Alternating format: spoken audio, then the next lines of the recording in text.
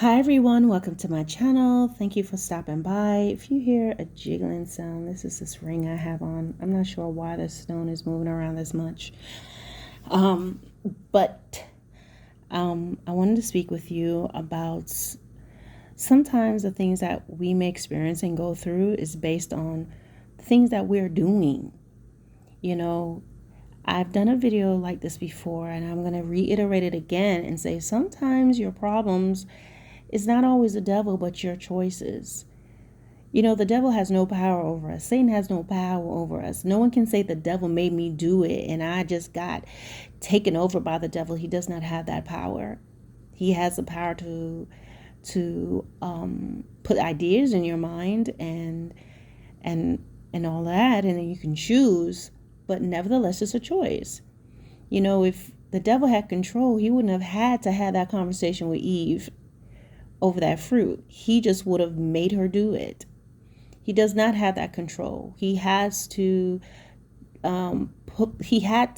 first of all, because this is how you know you control. He has to bring an idea, put it in your mind, and rationalize how you think it's going to be your thinking on the pros and the cons and if it's worth it or not. And then you go along with it, just like he did with Eve.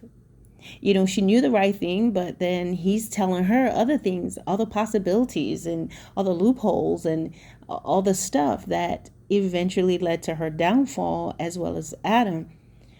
But the point is, the devil can't make you do anything. So sometimes there are things that goes on in your life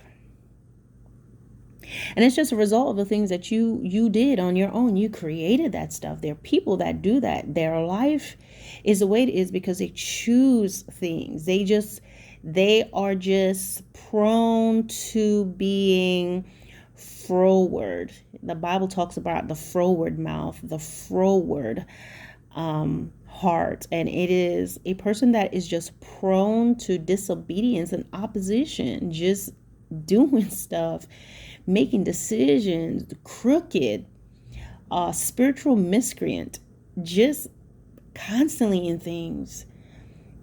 And everything is not always for the glory of God. You know, I found it interesting. I found it in the New Testament where one of the disciples says, you know, that when you're persecuted for righteousness' sake versus when you are persecuted for other things. So there are people that you're being persecuted and you get into a whole lot of things. You're not being persecuted, you're getting the ramifications. There's some people, they're simply getting the ramification for their choices. It's not persecution. It's not because you're a believer. It's because you're a troublemaker. Things will happen because these people are troublemakers. It can happen because they are liars. Things can happen and they have things going on in their lives because they're sleeping with somebody's husband, they're sleeping with somebody's wife, they are having inappropriate conversations with someone's husband, someone's wife. They are getting in trouble because they're making financial decisions that are risky. They are going into places and taking part in situations that's not right. They are allowing someone to use their home or their property or their car to go and do things that's wrong. And so when, for example, if someone is cheating and the person wants to go and spend the weekend with a friend and they ask you to tell their spouse or their girlfriend or whatever that they are going to hang out with you, whatever judgment falls on that couple for committing adultery, it's going to fall on you too because you aided and abetted it. When you give someone the key to your apartment, to your house, and say, yeah, you can go over there and whatever, just, you know, don't go in my bedroom, use a spare bedroom, make sure you clean it up. Things will come and happen in your life at some point. Maybe not then, but eventually it's going to happen because you took part in that sin, even though you were not the one that got in the bed with that person. When you help people to do things, to connive and to do evil against other people, another common thing that people don't realize is just being a part of the gossip circle about other people, tearing them down just because you want to. being evil.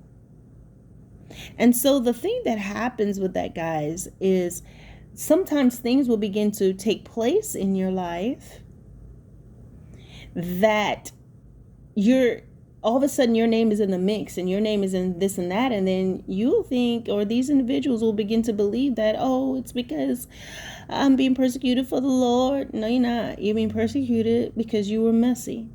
These individuals are being persecuted because they were messy, because they lied about something, because they took part in something that was illegal, unethical.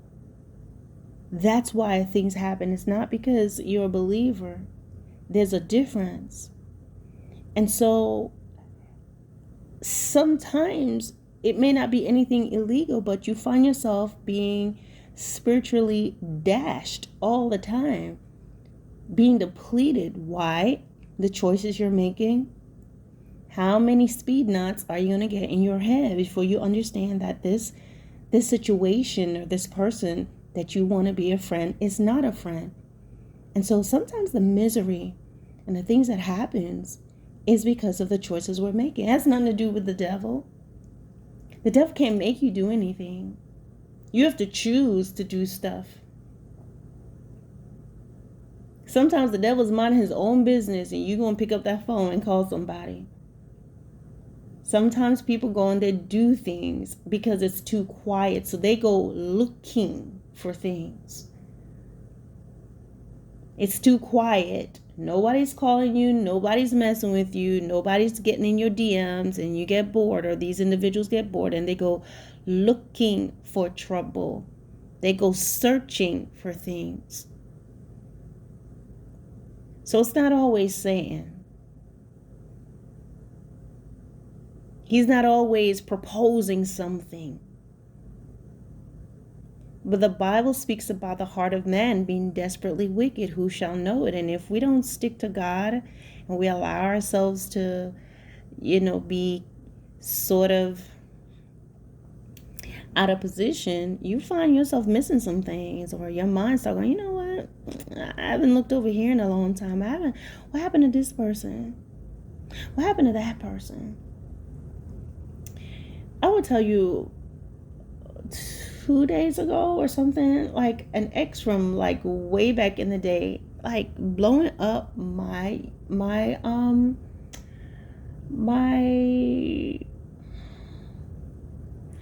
what was it? My messenger. I'm not on Facebook, but I have my messenger.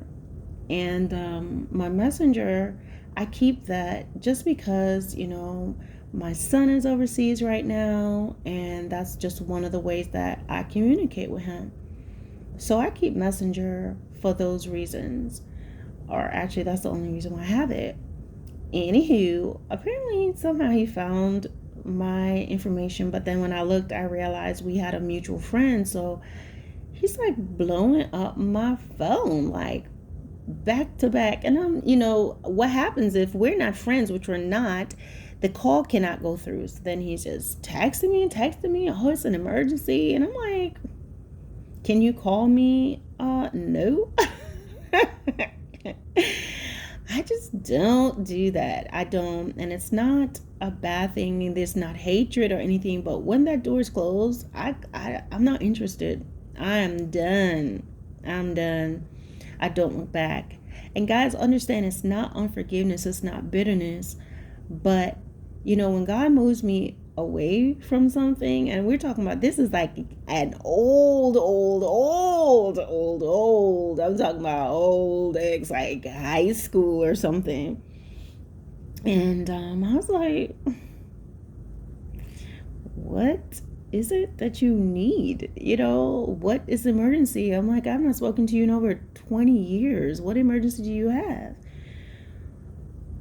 So long story short, not going to get all into it, but it was really not anything that I was not about to call him. I was like, anything you have to tell me, you can tell me here, because I'm not going to call you. And so he told me what it was, which turned out to not be anything that I can even remotely assist him with per se. It was definitely not worth me contacting him or me picking up the phone to call him like he wanted me to. And I let him know that. I was like, well, I can't help you in this area, and goodbye. And so that was it. What does that mean? Do I think that he was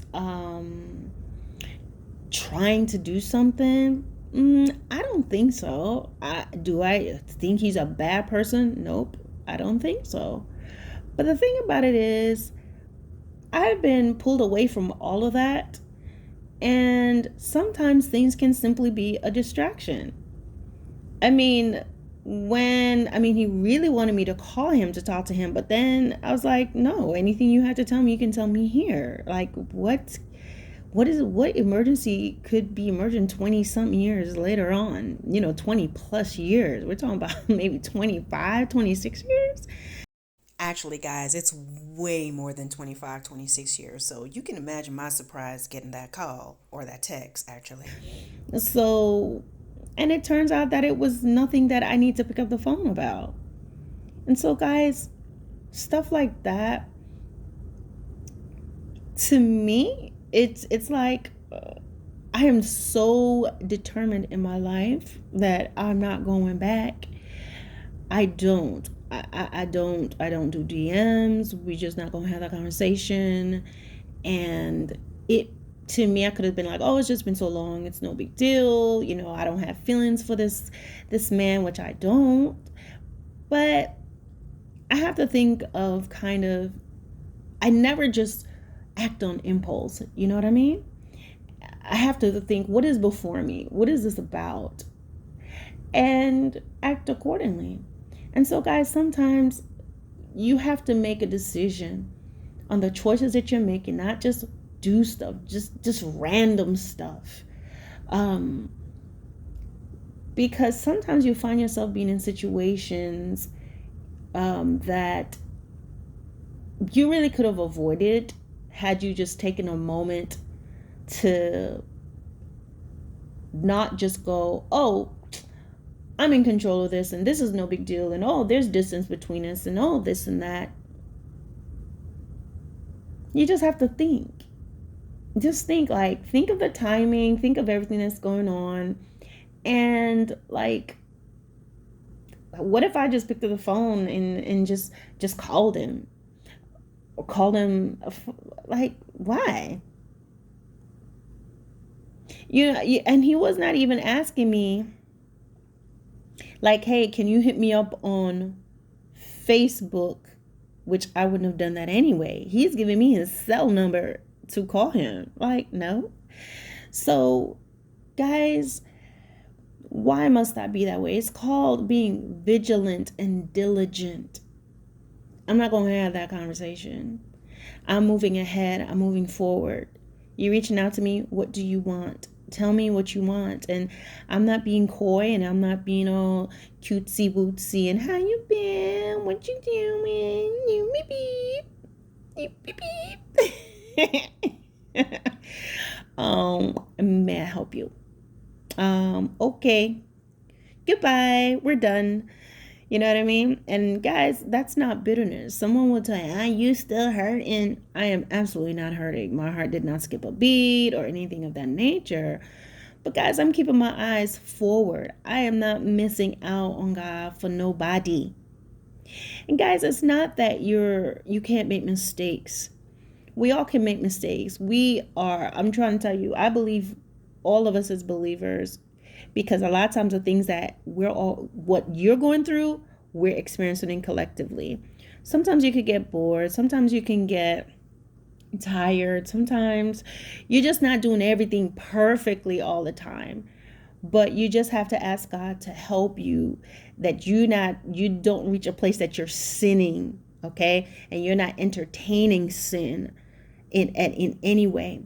But guys, a lot of times people are just bringing misery into their lives by the choices that they're making, the things that they're doing, not removing themselves from situations that are not good for them, or going back to old things, thinking you're in control. I never want to think, I got this, I'm in control. Nope, I'm not going down there. You can think I'm extra all you want. Nope, I'm not going down there. Things always seem harmless. Conversations always seem harmless, guys, but conversation brings life. It was by talking that God created this world. You understand? And it's by talking words that a lot of people lost their lives, lost their heads in the Bible. So talking is never just talking.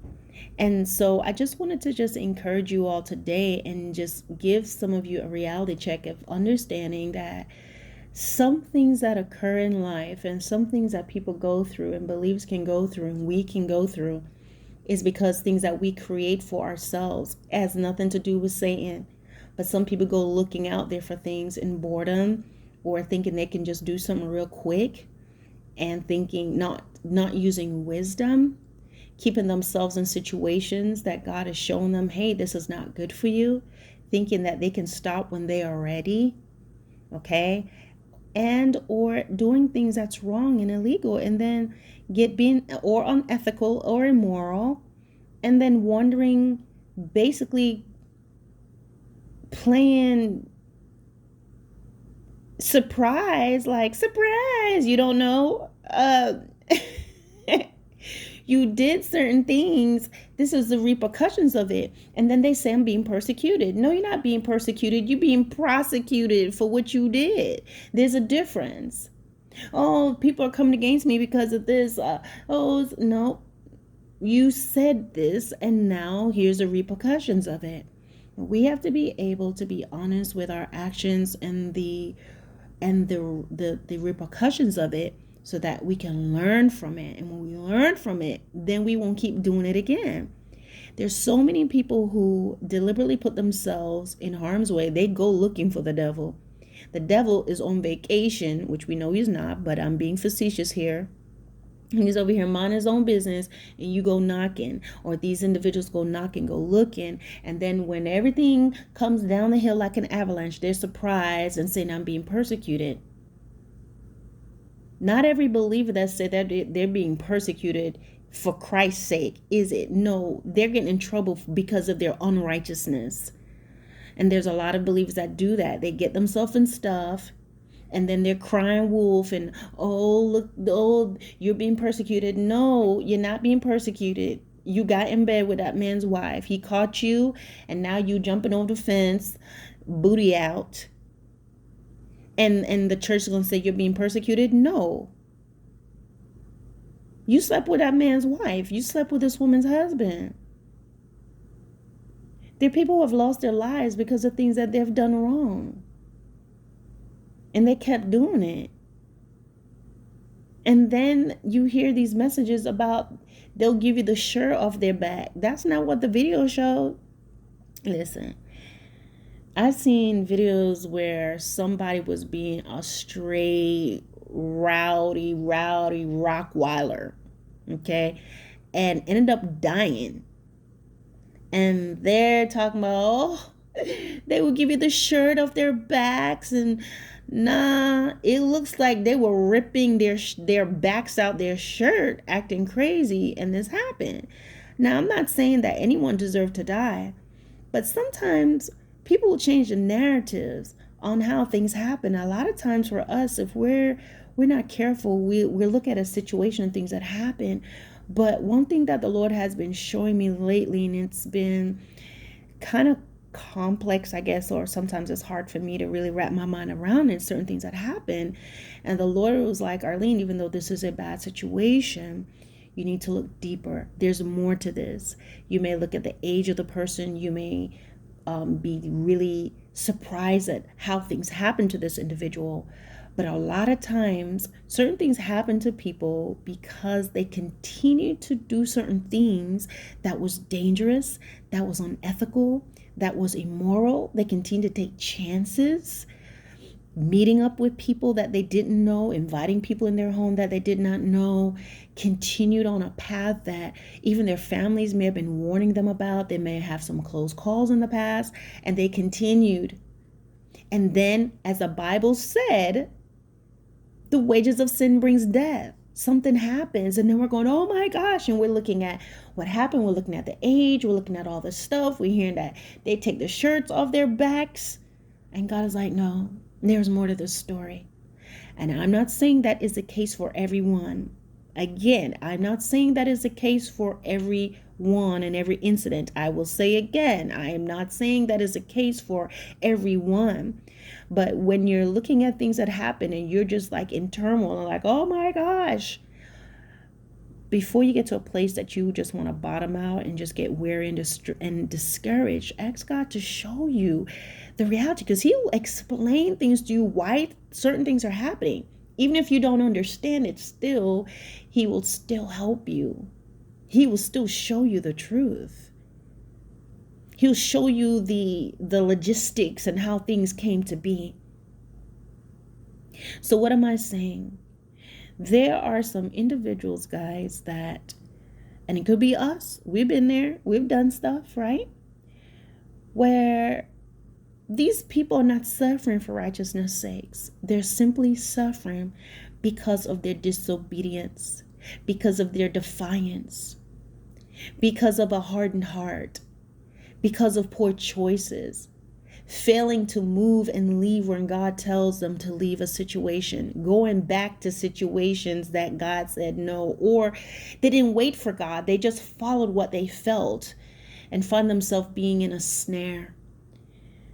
So this is just something to consider, guys, and it's just something you can ask God to help you. There's so many things, guys, that goes in our walk with the Lord, and we're not going to get it. We're not going to get everything. There's no way we're going to just be completely just had everything done. We dotted every I and crossed every T, because we're not capable of doing everything.